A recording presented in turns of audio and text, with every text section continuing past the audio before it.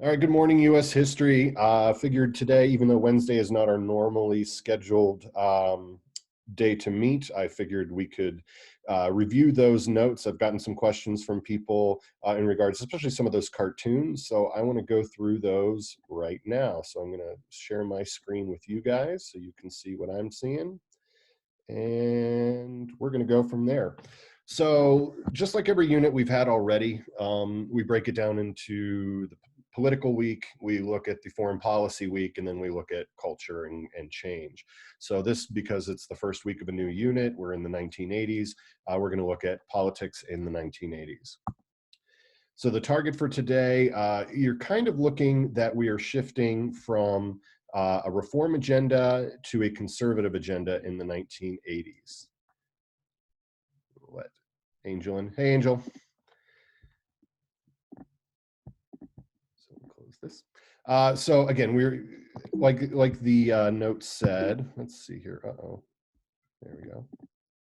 We're moving from a reform agenda in the 60s and 70s, how we want to kind of go and change everything, to in the 1980s, the rise of this modern conservative. So if you notice that I'm never going to use the words Democrat or Republican to describe this, I'm going to be using the words liberal and conservative, because those are more political ideologies rather than political affiliations or political parties.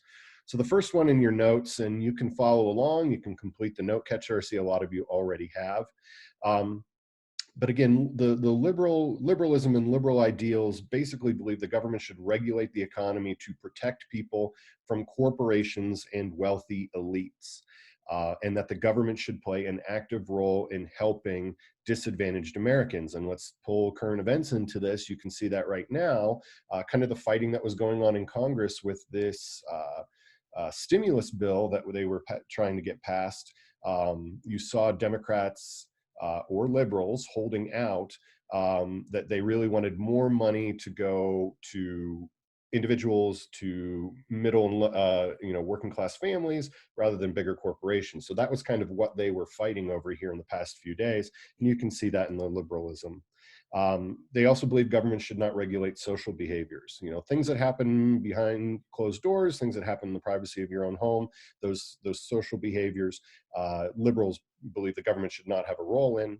They're big supporters of free speech and the strength of a diverse society, meaning that they most of the time you're going to see liberals supporting immigration reform and that we are stronger through our differences. The conservatism generally does align to a Republican political party, not always, but they are distrustful of government power. They do not want the government getting too big, too strong, that they really feel that states and local governments and the free market can regulate behaviors better than a large involved government. Usually with big government means more taxes. They really believe, like I said, power should be split between the federal and state government. That's a federalist or federalism. And they want low to no government regulation of the economy. And in a free enterprise system, that basically, if you want to open a business and people are going to support your business, then you're able to do that. Conservatives tend to vote for candidates and support ideas with lower taxes. And they believe that, some social problems arise from a lack of morals or a lack of character, that, a lot of these social problems come from bad people making bad choices. So the thing I wanted to kind of go through quickly on this, these cartoons, what I'm seeing in a lot of people, what they've turned in, they're like, oh, here's a couple words. But I think a lot of this kind of goes to maybe we don't understand what the cartoon's trying to say. So I'll try to explain these in as short of words as possible. So this first one here is titled Night of the Living Dead. And you can see these guys, these donkeys, generally represent liberals or the Democratic Party. And it's kind of meant to be Night of the Living Dead, so like zombies, and they're moaning spend, spend, spend, and this woman over here is screaming.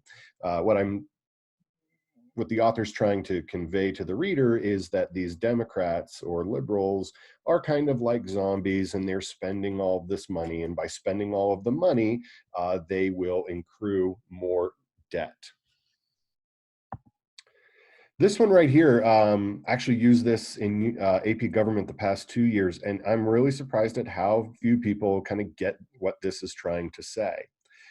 So right down here, you can see it says the economy, and if the economy is a building and the building is on fire, we are going to be rescued here by this Superman looking character called Government Man. But if we can see Government Man trying to rescue the United States economy, the United States economy represented by Uncle Sam, and the building on fire. Superman looks a little overweight. He doesn't look like he's going to fly up and away very easily. And what the author's really trying to convey is that sometimes when the government, who is overinflated and too big, tries to step in and save the American economy, that they are not going to be successful in doing that. So again, you want to look at that. This is, a superhero, but he's so big, it doesn't look like he's going to be able to fly out of that burning building and rescue the United States economy too easily.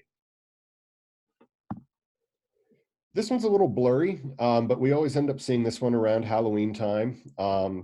So you see these little kids here as trick-or-treaters, and the guy at the door saying, "Look how much candy you have. I'm going to take half and give it to the kids too lazy to go trick-or-treating for themselves." And you see the witch thinking to herself, "Oh crap, a Democrat." What I think the author's trying to say here is this is a social commentary on kind of like a Bernie Sanders, Democratic Socialist kind of thing, where he's going to take the candy from the kids and give it to other people. And you might infer that he's trying to refer something about maybe welfare reform, or income supports, that people are too lazy to go out and work, but the government's going to go and give them money anyway. So that's kind of what that cartoon's trying to say. This one's interesting. You got Donald Trump, and if you've never heard the phrase painting yourself into a corner, you're probably not going to understand what this is trying to say. So here he has a paintbrush, and you can see that the floor originally is white. He's painting it black, and he says, like George W. Bush, I've taken up painting. So this is a hard one. First one says, you got to know that former President Bush is now a big fan of painting, and has done quite a bit of that. So he's a painter.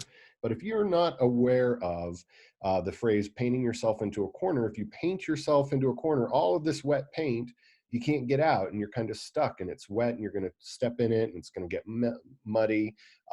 By painting yourself into a corner, sometimes you're limiting the options that you have, because you're stuck there. This is a tough one. And then here, again, you would have to know that um, Steve Bannon is represented here. He was one of Trump's strategists in the 2016 election. And he says, was this part of your master strategy? This kind of referring to when Steve Bannon was fired from his job. So this one's a tougher one, and you kind of really have to make a lot of inferences there. And the last one here, you have the elephant representing the GOP or the Republican Party, the axe representing tax reform, and you have the turkey here with his head on the chopping block, represented as the middle class and the poor. And the author's trying to say that Republicans believe tax reform is a good thing, but it's going to impact or hurt those middle class or working poor. So those are those cartoons. It's really brief. Take a minute if you didn't do that already, and kind of go back and review those. So the next slide here talks about the rise of the Sun Belt. And the Sun Belt is kind of why grandma uh, lives in Arizona or Florida during these winter months. Prior to the 1950s, really prior to the end of World War II, there was not a lot of population, or not as much population, in those lower southern states, and the states along the southern border from Florida to Arizona, New Mexico, and southern Texas. So the South and the West at that point were typically more conservative than the rest of the country. Conservatives in the South still voted Democrat. However, those in the West were voting Republican, and it kind of split that vote. In 1980, okay, the population of those Southern Belt states were greater than that of Northeastern states. So if you look at this map here, you can kind of see the percentage growth in Arizona, 262%, Florida, 252%. Huge spikes in population from 1950 to 1980. And it was that spike in population because, you know, you had older adults or adults that were growing older in the northern states resenting higher taxes, especially in the Northeast, you know, Massachusetts, New York, resented higher taxes and higher crime that they saw in those big cities. So the rise of that Sun Belt, and we're going to see that from 1950 to 1980, this huge spike in population in southern states. So we also look at the religious right. The religious right is the kind of post-World War II religious revival among Protestant evangelicals. So remember the word Protestant, you know, Christian without being Catholic. The evangelicals are kind of like this born again. This is kind of where you started to see the preachers on television. And these guys right here, Billy Graham, Oral Roberts, were some of the first and the most popular. Starting really before the 1980s, but really started to pick up popularity with Pat Robertson and Jerry Falwell in the beginning of the 1980s. The reason we cover that is most of the time the religious right, these Protestant evangelical ministers, were backing conservative candidates. So they were getting conservative candidates support there through the religious right. I put some pictures there, Pat Robertson, Jerry Falwell, Oral Roberts, and Billy Graham. So now we get into the 1980 and the election of 1980 with Ronald Reagan. In 1980, we elected Ronald Reagan. He ran on a campaign of cutting taxes, the deregulation of industry, and he was able to appoint several justices to the Supreme Court. He also began a massive military buildup, meaning that he was kind of funding and building up military forces in the United States, and that increased spending. And we ended up sending a lot of money in support to organizations fighting communism around the world. So what we saw in Korea, what we saw in Vietnam, we're continuing to see into the 1980s. So I'm not going to click these links, but if you go through this first one here, the election of 1980, the quote that you pull from that is Ronald Reagan asking voters, are you better off than you were 4 years ago? So they elected Jimmy Carter in 1976. Ronald Reagan comes in, governor of California, asks American voters, are you better off than you were 4 years ago? And for most Americans, they were not. You've got to think this is the time of the oil embargoes. So, you know, we had lines for gasoline at that point in time. You had the Iranian hostage crisis. The economy was not doing very well, and the United States had kind of become weak internationally. Ronald Reagan promised to cut taxes. He promised to increase defense spending, and he won 51% of the popular vote and 489 electoral votes. So if you look at the Electoral College map from 1980, you can see that Carter, running for re-election, only really won in Rhode Island, Maryland, Washington, D.C., West Virginia, Minnesota, and his home state here of Georgia. But this was what we might call a shellacking by Ronald Reagan in the election of 1980. So then we introduced this term Reaganomics. Reaganomics is kind of a slang term for what we call supply side economics or trickle down theory. At that point in 1980, the economy was suffering from high unemployment and high inflation, and that's kind of what's called stagflation. So you have a lot of people out of work, and the value of money compared to what people were earning was also very high.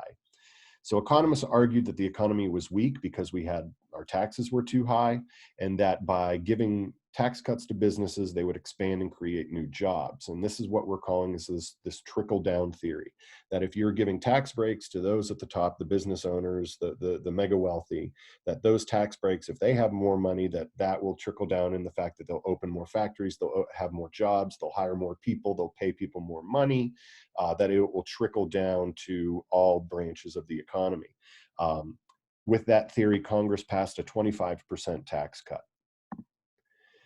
However, by cutting those taxes 25%, the government received less money. So to avoid a deficit, they started cutting things like food stamps, school lunches, unemployment benefits, and student loans. We also deregulated the cable television industry, car safety, emissions, and airlines. So that, again, follows that conservative ideals of deregulation of industry and low taxes. If you click this link, again, I'm not going to do a video of you watching a video, but this is Ronald Reagan's 1984 campaign ad. It's Morning Again in America is the theme of that, and about how good the economy has been in the past 4 years. 5 million new businesses, 20 million new jobs, and cut unemployment to 5.5%. Reagan increased his popular vote count and won all electoral votes except for Minnesota and DC. So you can see he ran against Walter Mondale. Mondale only won his home state of Minnesota. Ronald Reagan winning in 49 other states. So some questions to think about before our next chat. Why do you think conservative ideas appealed to more Americans in the 1980s? So you might want to go back and review kind of what we talked about in regards to deregulation of industry and lower taxes and where the economy was 76 to 80. And do you think conservative ideas have changed society? That's definitely open-ended as we look at the past 40 years of government in America, from Ronald Reagan now through Donald Trump. Be interesting to see. So there's some questions here. You can answer these on your own time. Obviously, the answers are linked within that.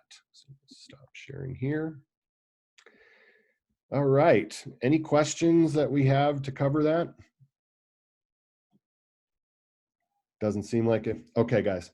So kind of plan for tomorrow is what I'm starting to think might work is alternating morning and afternoon times.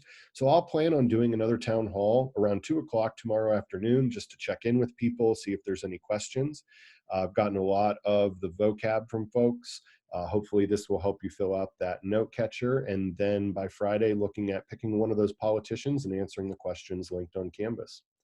So I thank you guys for your time and joining me today. If you have questions, shoot me an email. Otherwise, I will see you tomorrow.